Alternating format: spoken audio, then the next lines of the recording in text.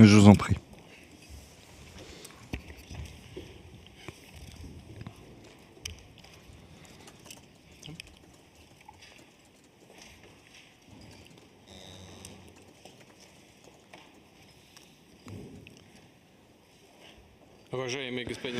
Monsieur le Président, chers amis, nous sommes très heureux de vous voir et je veux tout d'abord, au début de notre entretien, vous remercier de votre décision de participer à la manifestation commémorant le 80e anniversaire de la Grande Guerre patriotique. Je me souviens de notre entretien constructif de 2023, lorsque vous vous êtes rendu dans notre pays pour participer au sommet russo-africain de Saint-Pétersbourg. Cette visite en Russie, lors du 80e anniversaire, reflète le caractère amical de nos relations. Je rappelle également la contribution dans la défaite de l'Allemagne nazie et de ses satellites. Plus de 30 000 habitants du Burkina Faso ont fait partie de la coalition anti-Hitler qui se sont battus aux côtés de la France auprès de Charles de Gaulle, du légendaire Charles de Gaulle. Aujourd'hui, ce qui nous unit, c'est la lutte contre l'extrémisme et le terrorisme. Il s'agit de restaurer l'ordre constitutionnel face à des groupes radicaux dans certaines régions du Burkina Faso. Au cours des 2 dernières années, nous avons fait des progrès importants dans le cadre de notre collaboration dans divers domaines. Fin 2023, après plus de 30 ans d'interruption, l'ambassade de Russie à Ouagadougou a été ouverte. J'aimerais dire que nos échanges sont encore modestes, mais ils augmentent et c'est une tendance encourageante et que nous souhaitons voir se poursuivre. Il s'agit de travailler au renforcement de nos relations économiques et d'échanges commerciaux. Je mentionnerai ce qui a été fait en octobre 2024 au cours des journées économiques du Burkina Faso en Russie. Une délégation a été accueillie avec le Premier ministre. Nous avons créé une commission intergouvernementale et à la fin de l'année dernière, nous avons créé aussi un groupe de travail. Nous allons continuer à aider votre pays dans la préparation et la formation de nouveaux cadres en 2024 et 2025. Le quota des bourses russes pour les citoyens du Burkina Faso va être multiplié par 2. 27 étudiants seront accueillis, 27 étudiants supplémentaires sur le compte du budget fédéral. S'agissant des relations culturelles, à Ouagadougou, nous avons ouvert en 2024 la maison russe où est enseigné le russe. Nous avons aussi un potentiel de coopération en matière de santé. Le 24 et le 25 avril, Madame Popov s'est rendue à Ouagadougou. Elle s'occupe des conditions et de développement de laboratoires scientifiques à Ouagadougou. Nous souhaitons poursuivre ces efforts. L'année dernière, nous avons livré 25 tonnes de blé et nous souhaitons livrer d'autres denrées alimentaires. Nous enregistrons également une coordination de nos efforts sur la scène internationale avec le Burkina Faso. Nous avons également tenu des consultations avec les pays de la Confédération des pays du Sahel, comme en témoigne l'événement qui s'est déroulé en avril de cette année à Moscou. Je vous remercie de votre attention.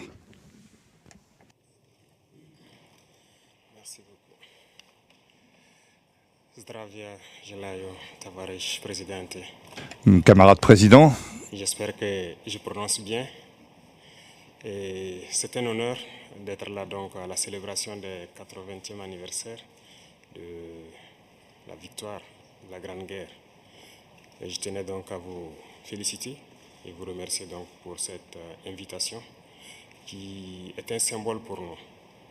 Et au cours donc de ma présence ici, je dois avouer que j'ai appris beaucoup de leçons. Cette séance que j'ai pu assister avant le dîner la veille, la séance culturelle, m'a fait comprendre que l'histoire et la culture sont le socle pour bâtir une armée forte et résiliente. Nous avons pu voir ensemble tous les sacrifices que le peuple soviétique a consenti pour que nous soyons dans un monde libre aujourd'hui. Et nous tenons donc à vous dire merci pour cette invitation, parce que ce sont des moments qui nous ont permis aussi de réfléchir à notre situation et de penser à de nouvelles perspectives. Et sur ce, je pense que les obstacles que nous avons aujourd'hui devant nous ne doivent pas nous arrêter. Et les obstacles sont une bonne chose en quelque sorte que nous devons surmonter. La preuve, je pense qu'avec toutes les sanctions contre la Russie depuis un certain temps, la Russie arrive à développer un mécanisme interne qui lui place donc au devant de la scène internationale. Et nous prenons bonne note de ces leçons que nous avons donc apprises ici. Et même au niveau de la parade, je tiens à dire que j'ai été émerveillé de voir l'enchaînement donc des engins qui ont défilé devant nous, notamment depuis le char mythique T-34 qui a gagné donc lors de la Grande Guerre et jusqu'aujourd'hui au char moderne. Combien donc l'armée russe s'est modernisée, combien la technologie donc a participé à renforcer cette armée. Et dans ce cadre, nous souhaitons que la coopération que nous avons puisse se renforcer de façon exponentielle. Je vous remercie déjà pour tout ce qui est fait pour nous, notamment ces bourses d'études qui sont octroyées au Burkina et qui vont s'accroître.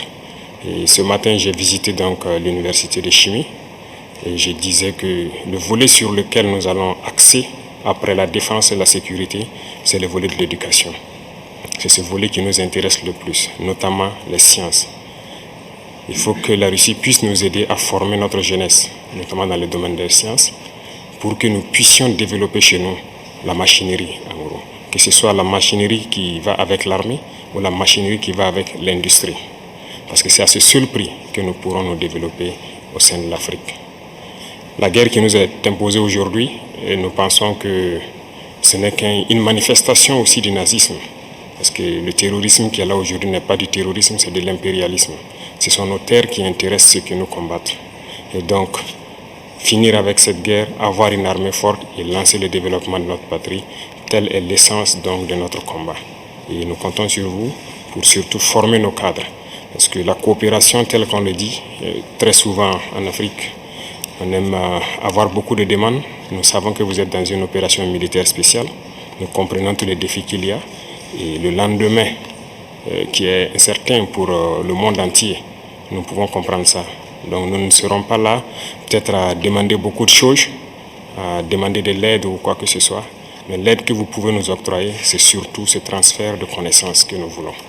Et donc nous souhaitons avoir plus de bourses et voir dans quelle perspective nous pouvons nous-mêmes donner des bourses à nos étudiants pour étudier ici.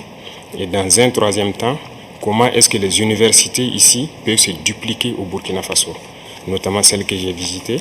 Et aussi, il y a beaucoup d'autres universités dans le domaine des sciences. Comment on peut les dupliquer au Burkina Faso avec tous les laboratoires nécessaires qu'il faut pour former de manière pratique nos jeunes et que nous puissions être donc au cœur de notre propre développement.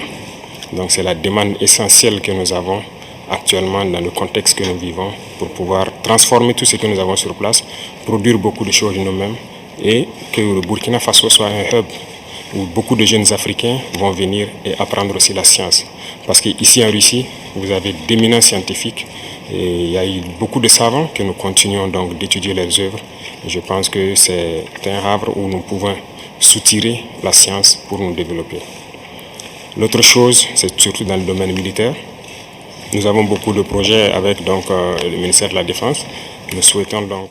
Dans l'actualité mondiale où l'Afrique émerge de ses chaînes néocoloniales, le président burkinabé Ibrahim Traoré s'illustre désormais comme le phare incandescent d'une génération résolue.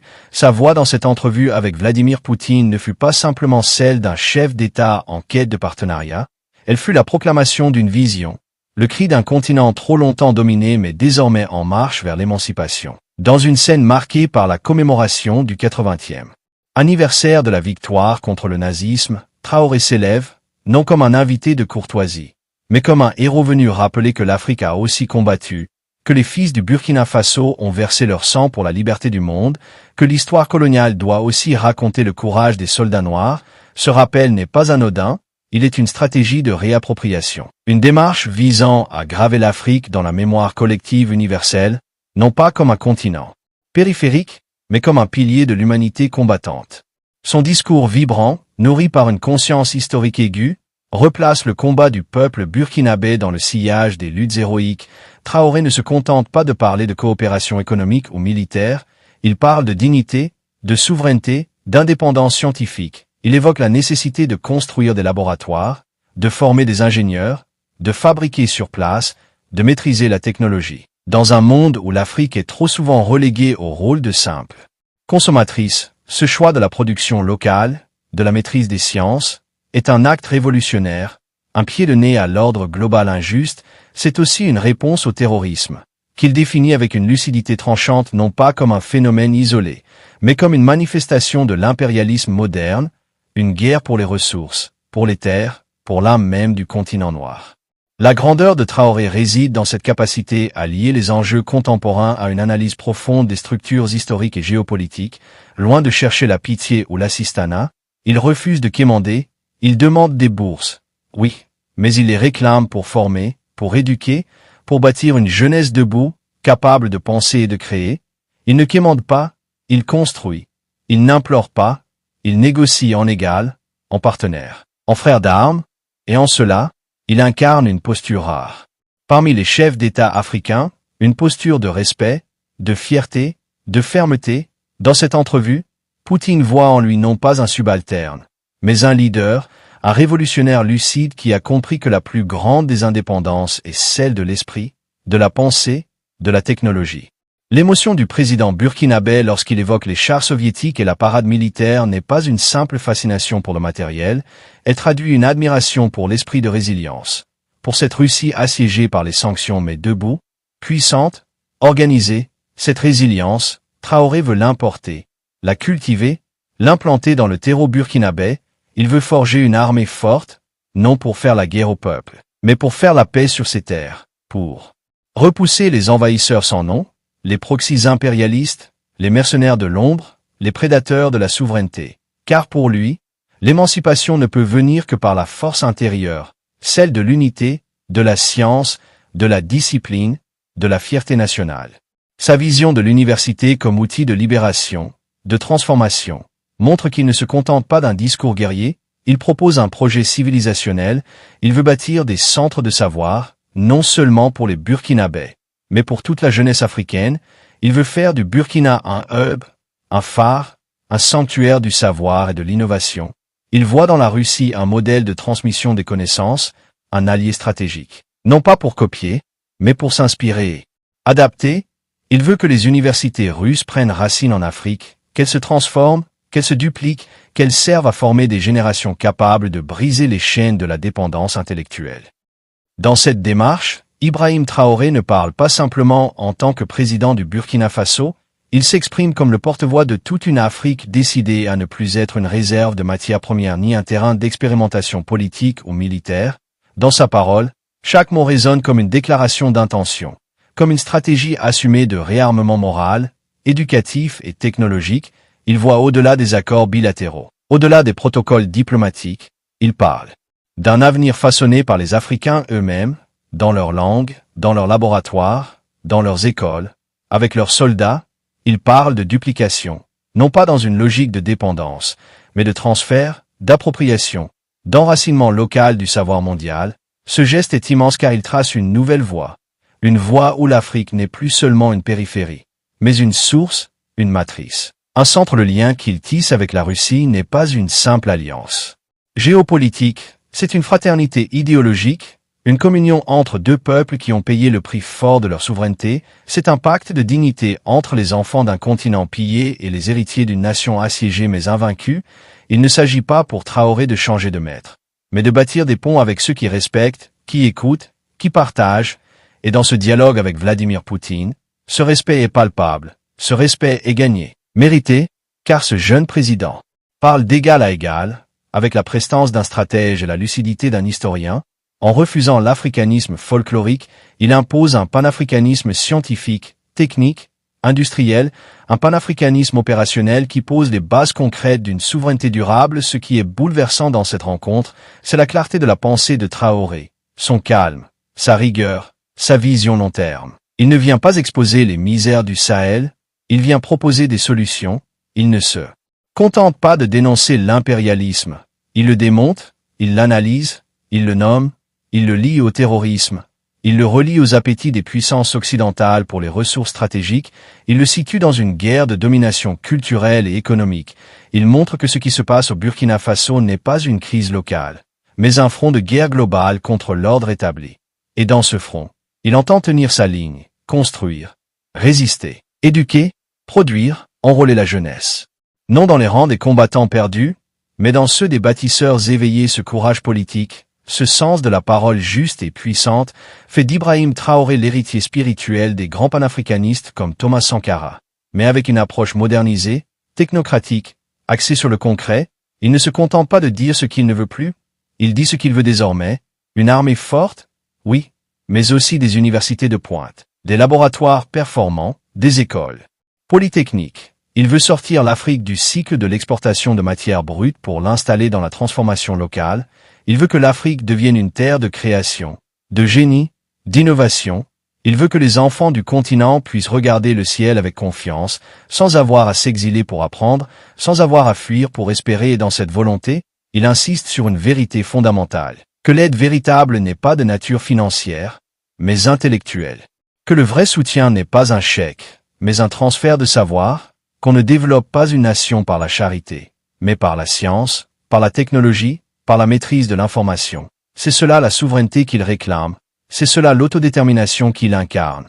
Il ne veut pas seulement être libre politiquement, il veut être indépendant structurellement, stratégiquement, scientifiquement, militairement, économiquement. C'est un appel à la refondation complète du rapport Nord-Sud, mais c'est surtout un appel à la prise de conscience africaine, un réveil des consciences, un cri d'éveil adressé aux jeunes générations.